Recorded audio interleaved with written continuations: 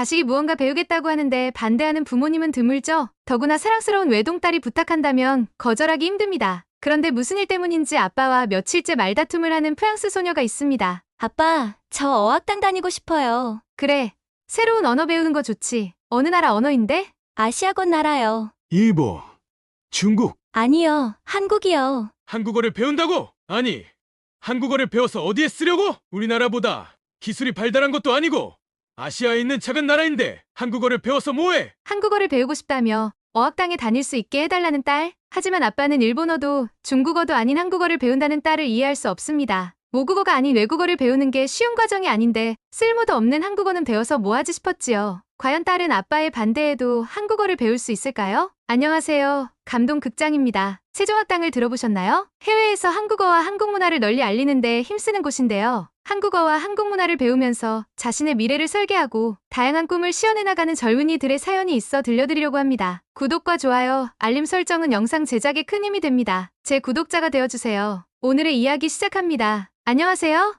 전 프랑스에 살고 있는 알리스라고 합니다. 제가 프랑스에 있는 캠페르 세종학당과 프랑스 거점 세종학당에서 한국어를 배웠는데요. 무슨 이유에서 2번이나 세종학당을 다녔는지 궁금하시죠? 제가 한국을 처음 방문한 것은 2018년이었어요. 국제통상 매니지먼트 대학으로 손꼽히는 EMBA 비즈니스 스쿨을 다니던 시기인데요. 교환학생으로 한국에 가게 된 거였죠. 처음 한국으로 교환학생을 간다고 했을 때 저희 아빠는 한국이 어디에 있는지도 잘 모르셨어요. 제가 지도를 보여주며 한국이라고 설명하자 왜 위험한 휴전 국가에 가냐며 위험할 것 같다고 반대하셨죠. 하지만 전 아빠에게 한국은 위험한 나라가 아니라고 이야기 드리며 아시아 나라 중 치안이 좋기로 유명하다고 말씀드렸어요. 아빠는 그럴 리가 없다며 불안해하셨습니다. 저는 미국의 비영리법인인 세계사 법정의 프로젝트 기관에서 조사한 아시아 치안 순위 결과를 보여드리며 아시아 20여국 가운데 4위가 한국이라고 말씀드렸죠. 엄마는 옆에서 BTS 이야기를 꺼내시며 미국에서 엄청 유명한 가수가 배출되는 나라라며 위험한 나라였으면 그런 아티스트가 어떻게 나올 수 있으며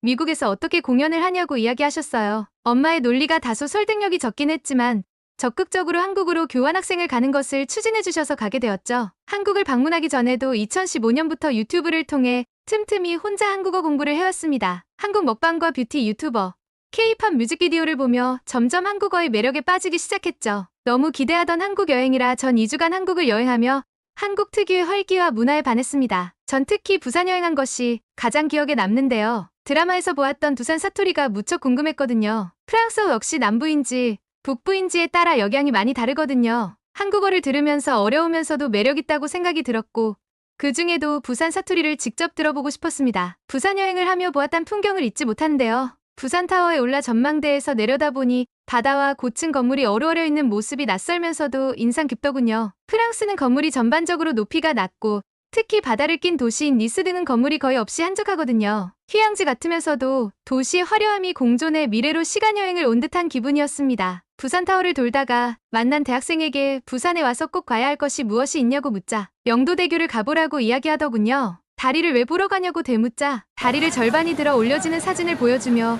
동양 최초이자 국내 유일의 도계교라고 설명해주더군요. 다리가 올라가다니 너무 신기하더라고요. 다리 구경을 마치고 남포동으로 갔어요. 남포동의 길거리 음식을 먹어볼 계획이었거든요. 남포동으로 가는 지하철 안에서 저처럼 교환학생으로 온 친구를 만나게 되었죠. 친구는 이탈리아에서 온 이자벨라는 핸드폰을 보여주고 먹어보고 싶은 음식들을 보여주더군요. 준비성 철저한 이자벨라의 모습에 놀랐습니다. 그렇게 우리는 기대감을 갖고 남포동에 도착을 했고 씨앗호떡을 시작으로 먹방을 시작했습니다. 그 중에서도 유부주머니를 먹었는데요. 따뜻한 국물에 주머니를 한 입 먹으니 안에 당면과 야채가 어우러진 아주 풍부한 맛이 느껴지더군요. 너무 잘 먹으니 사장님이 어묵 한 그릇을 공짜로 주시더군요. 전 처음에 공짜로 주는 걸 몰라서 너무 당황했죠. 그랬더니 이자벨라가 한국의 정과 덧문화라고 하더군요. 역시 한국인의 정이에요. 최고. 이자벨라는 매운 어묵에도 도전해보겠다고 하더군요. 생선살이 많이 들어가 있는지 맛도 진하고 너무 맛있다고 했어요. 전 궁금하긴 했지만 매운 음식은 먹지 못해 도전하지 못했어요. 다음 음식은 바로 오징어 파전이었습니다. 젓가락질이 조금 어려웠지만 바삭하고 고소한데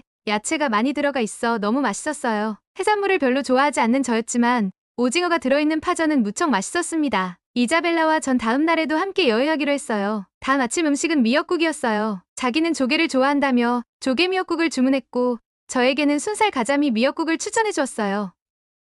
그런데 먹을 수가 없었습니다. 해초를 잘 안 먹어봐서 입맛에 잘 안 맞았냐고요? 아니요. 너무 맛있었습니다. 그런데 뚝배기에 가득 담겨온 미역국이 너무 뜨거워서 빨리 먹을 수가 없더라고요. 미역국과 함께 나온 반찬은 또 왜 이리 맛있나요? 분명 김치가 좀 매콤해서 먹기 어려웠는데 미역국이랑 같이 먹으니 너무 맛있더라고요. 저희가 너무 잘 먹자 직원분이 오셔서 반찬을 더 주신다고 하더라고요. 저희는 손살에 치며 괜찮다고 했습니다. 왜냐면 물도 반찬도 다 돈을 받을 거라 더 추가되는 건 부담스러웠거든요. 그랬더니 저희에게 웃으며 반찬도 물도 공짜이니 먹고 싶은 만큼 더 먹으라고 해주셨어요. 어떻게 이런 반찬들이 다 무료죠? 물도 너무 맛있었어요. 공짜라서 더 맛있는 건 아니었어요. 아침을 배부르게 먹고 간 다음 장소는 해동용 공사였어요. 날씨가 조금 흐려 아쉬웠지만 바다와 절이 어우러져 있는 용궁사의 풍경은 정말 멋졌어요. 절의 단청, 무늬와 색도 무척이나 아름다웠어요. 12지신의 모습이 흥미로워 검색해보았는데요. 한국 나이로 내가 무슨 띠에 해당하는지 알아보는 것도 재미있었습니다. 그렇게 한국 여행을 하면서 한국의 활기와 문화에 반하게 되었죠. 이후 프랑스로 돌아온 전 아시아 무역을 전공한 덕분에 한국어 교육기관인 세종학당에서 한국어 공부를 할 수 있었습니다. 전 한국어를 공부하며 제가 공부한 흔적을 남기기 위해 인스타그램에 한국어 단어와 문법의 이미지를 올리고 설명도 함께 하였는데요. 저만의 단어장이자 문법 메모장이었습니다. 다른 나라 언어도 그렇겠지만 문법은 배우면 배울수록 조금 어렵더라고요. 그런데 제가 올린 게시물에 가장 먼저 반응을 보인 건 초급 한국어 학습자들이었습니다. 단어의 발음을 준비하고 문법을 정리한 게시물을 참고해서 한국어를 공부하고 있다며 감사하다는 댓글을 남겨주었죠. 저는 정말 깜짝 놀랐습니다. 저 외에도 한국어를 배우고 싶어하는 사람들이 이렇게 많다니요. 저는 어느새 10만 명의 팔로워를 둔 인플루언서가 되었답니다. 전 본격적으로 한국어 교육에 관한 인스타그램을 운영하기 시작했고 한국 콘텐츠를 전하기로 마음 먹었습니다. 더 많은 사람이 한국을 탐험하고 방문할 수 있도록 하는 게 목표였죠. K-팝, 한국 드라마 외에 다양한 한국 문화를 소개하는 콘텐츠도 올리고 싶었습니다. 전 이후 파리경영대학원의 국제 프로그램 담당자로 일하게 되었고 세종학당 우수학습자 초청 연수를 취재하게 되었죠. 다시 방문한 한국에서 한글에 대해 더 많이 알 수 있었습니다. 취재를 하며 다른 나라 외국인들은 한글을 어떻게 바라보는지도 알게 되었는데요. 저도 그렇지만 한글을 바라볼 때 굉장히 아름답고 이쁘다고 생각하고 있었습니다. 그래서 한국에 놀러왔을 때 한글이 적혀있는 티셔츠를 사가기도 한답니다. 예전에 같이 한국어를 공부하던 스위스 친구는 스위스라는 한글이 쓰자는 산을 표현하고 위는 창을 들고 있는 사람으로 보인다며 스위스 단어가 산 사이에 있는 용병이 서 있는 모습 같아 보여 좋다고 했습니다. 과거 용병업으로 생계를 꾸려간 스위스를 잘 표현했다면서요. 외국인들의 시선에서 한글은 미학적이고 그림 같은 문자로 보입니다. 처음 한글을 보았을 때는 다소 숫자같이 보이기도 한다는 분도 있더군요. 저는 한글이 왜 숫자지?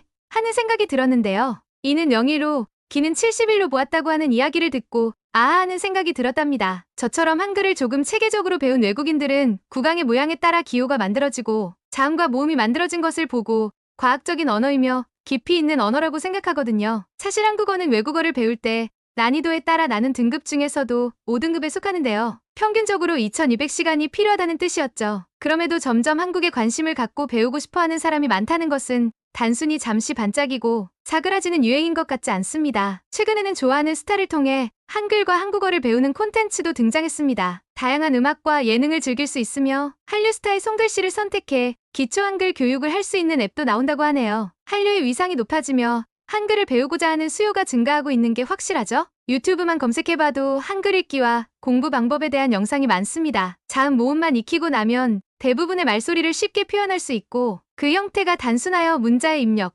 전송, 검색 속도가 그 어느 문자보다 빠르기 때문이죠. 한국 문화에 애정을 보이는 외국인들이 보다 쉽고 간단하게 한글 문화 콘텐츠를 제공하는 것이 필요할 것 같습니다. 저도 이번에 국립한글박물관 관람을 갔다가 외국인을 대상으로 하는 아주 쉬운 한국어 해설을 들을 수 있었는데요. 한글의 역사와 문화를 살펴볼 수 있어 좋았답니다. 제가 이렇게 한국에 대한 사랑이 커갔지만 아빠는 여전히 한국을 너무 좋아하는 제가 못마땅하셨어요. 제가 한국어 배운 게 돈벌이는 되겠냐며 화를 내셨어요. 저는 아빠한테 제가 좋아하는 한국어 계속하면서 돈도 많이 번다고 이야기 드렸지만 아빠는 믿지 않으셨어요. 제가 통장에 모인 돈을 보여드리자 그때야 믿으시더군요. 제가 한국어를 교육하는 내용을 담은 컨텐츠가 유튜브에서 인기가 좋은데요. 그로 인한 수익을 아빠에게 살짝 통장을 공개해드리자 두 눈이 동그랗게 되더군요. 그러면서 한국어 배우길 잘했다고 하시며 아빠도 배워볼까 하며 관심을 보이셨죠. 아빠에게 전 고등학교 때 한국에 간 건 제 인생의 기회였다고 이야기했지요. 교환학생으로 한국 가지 않았으면 지금처럼 유창하게 한국어를 할 수 없을 거고 지금 직업도 갖지 못했겠죠. 아빠도 한국에 여행 간다면 생각이 바뀔 텐데